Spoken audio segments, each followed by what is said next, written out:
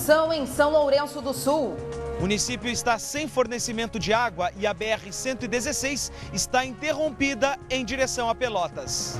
Governo oferece 50 milhões aos atingidos. Laudo médico nega problemas psicológicos e atropelador Ricardo Nais é encaminhado ao presídio central. Ele também vai responder por agressão à ex-namorada. Prefeito de Porto Alegre assume culpa dos condutores no trânsito. Praticamente todos nós, eu quero me incluir, quando subimos no volante de um automóvel, nos tornamos arrogantes, prepotentes. Feira de calçados atrai o público feminino. São mais de 300 marcas de calçados e descontos de até 80%. 11 de março, começa agora o Ubra Notícias.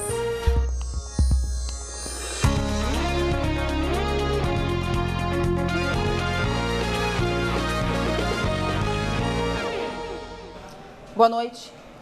O dia foi de reconstrução em São Lourenço do Sul. Pelo menos 40% do município foi atingido pela enxurrada. Seu Antônio e dona Leni moram na zona rural, região onde a chuva foi mais intensa. Tava enchentes grandes assim, mas nunca atingia aqui em São Lourenço, não era tanto. Só água, coisa que eu nunca vi, né? O casal veio à cidade ajudar a filha e o genro na limpeza da casa. No condomínio são 4 residências. A água chegou próximo ao telhado. Tudo foi perdido. Os 8 moradores que estavam no local só se salvaram porque subiram no topo da residência. Ficamos das 6 da manhã até as 11h30, até quando os voluntários, não foram os bombeiros, os voluntários nos salvaram. Em frente fica a loja de móveis de Marcos. Só hoje ele pôde conferir o estrago. Todas as mercadorias foram perdidas, prejuízo de mais de R$100 mil. A gente tem que levantar a cabeça e agarrar de unhas e dentes e colocar a coisa para funcionar novamente. A força da água virou esta Kombi da prefeitura. Este outro carro também foi arrastado por mais de 100 metros. Não há fornecimento de água. O abastecimento está sendo realizado por caminhões-pipa. Os estragos ficam mais concentrados nos bairros Navegantes, Barra e Barrinha. Pelo menos 200 famílias vieram para a paróquia de São Lourenço. Outras 100 foram cadastradas e estão na casa de parentes. Aqui estão sendo distribuídos alimentos e também roupas para quem perdeu quase tudo que tinha. Todo o material é doação. O espaço foi tomado pelos colchões e vai servir de moradia temporária para muita gente. Seu Degli não sabe quando volta para casa. Só depois que vir água ou luz, para ver se faz uma limpeza em casa ainda. Tarso Genro visitou a cidade hoje à tarde. Em até 30 dias, o governo vai liberar 50 milhões de reais em crédito do Banrisul para os afetados pela chuva. A prefeitura quer incentivos fiscais para os agricultores que perderam lavouras e para comerciantes que sofreram com a enxurrada. O município precisa ainda de maquinário para restaurar ruas e estradas. Nosso parque de máquinas aqui do município foi totalmente atingido, ficaram totalmente submersos. Os caminhões aqui, até mesmo os caminhões de recolhimento de lixo, os caminhões da Secretaria de Obras e Urbanismo, as máquinas também. O vice-governador está desde ontem no município. Beto Grill é ex-prefeito de São Lourenço e percorreu a cidade para avaliar os estragos. Após o resgate dos moradores, a etapa agora é de reconstrução. Estamos discutindo outras questões relacionadas à luz, à retomada, à religação da água potável pela Corsã.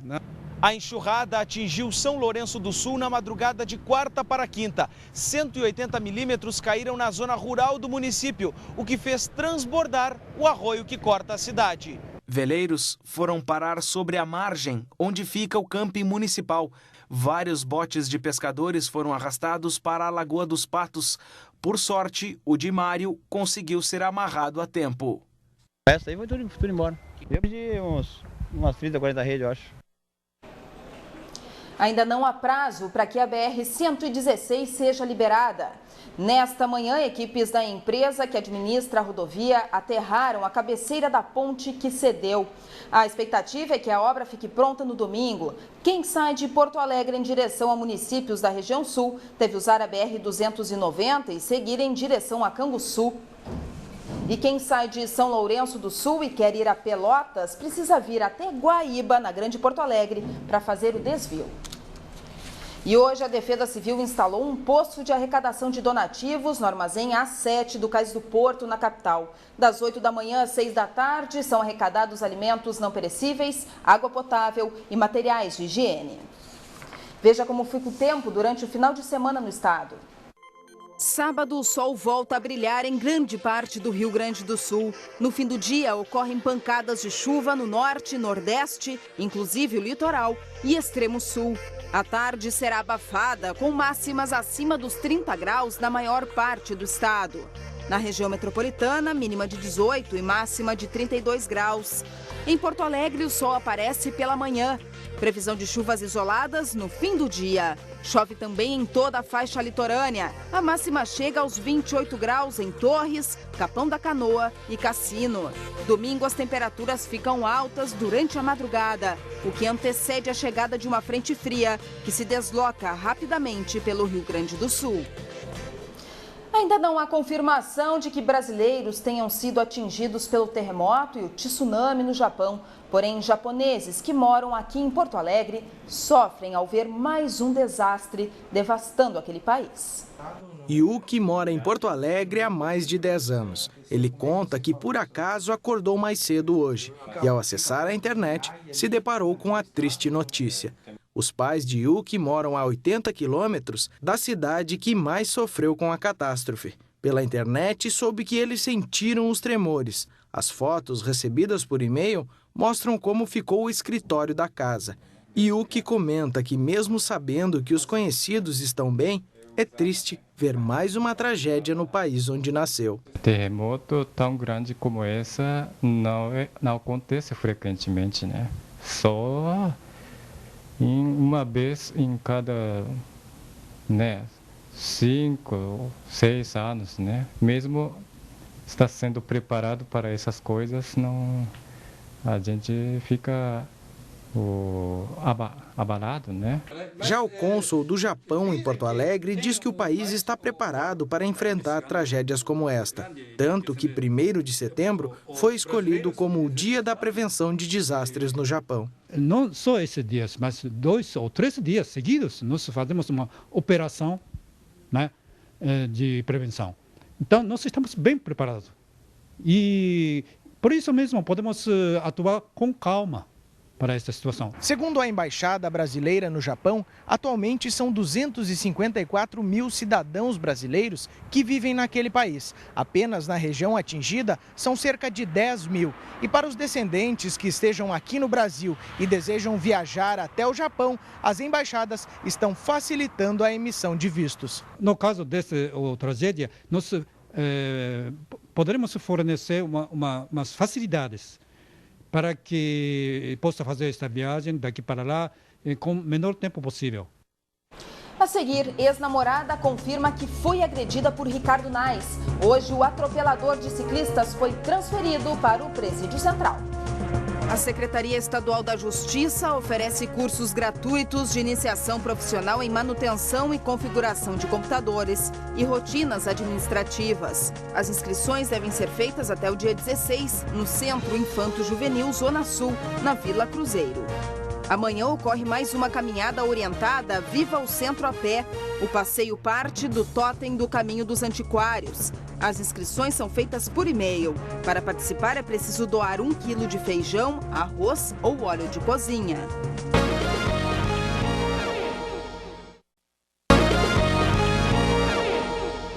O atropelador de ciclistas de Porto Alegre responderá por mais um crime. A ex-namorada de Ricardo Nais confirmou hoje na Delegacia para a Mulher que foi agredida por ele com um pequeno machado dentro do carro em junho de 2010. O exame de corpo de delito constatou hematomas na vítima.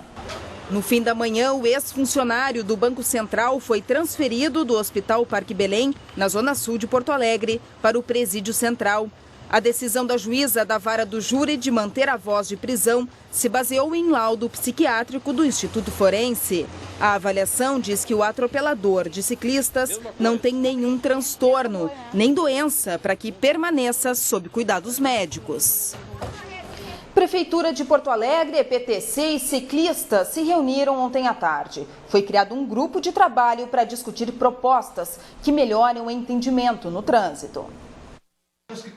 Antes de começar a reunião, o prefeito de Porto Alegre, José Fortunati, destacou a necessidade de buscar soluções para uma convivência harmônica no trânsito. Praticamente todos nós, eu quero me incluir, quando subimos no volante de um automóvel, nos tornamos arrogantes, prepotentes e achamos que temos preferência no espaço urbano em relação a todas as demais categorias. Nós queremos, obviamente, com as políticas públicas da Prefeitura, com a parceria de vocês e de outros setores, construirmos da melhor forma possível, mudarmos um pouco esta cultura, construindo ciclovias, buscando uma educação para o trânsito de forma adequada, dialogando com a população, construindo essas políticas tão necessárias. Conforme o presidente da empresa pública de transporte e circulação, estão previstas ainda para este ano as construções de 9 quilômetros de ciclovia na Avenida Ipiranga, entre Edivaldo Pereira Paiva e Antônio de Carvalho, e mais 8 quilômetros na Avenida Sertório. A ciclovia é de fundamental importância.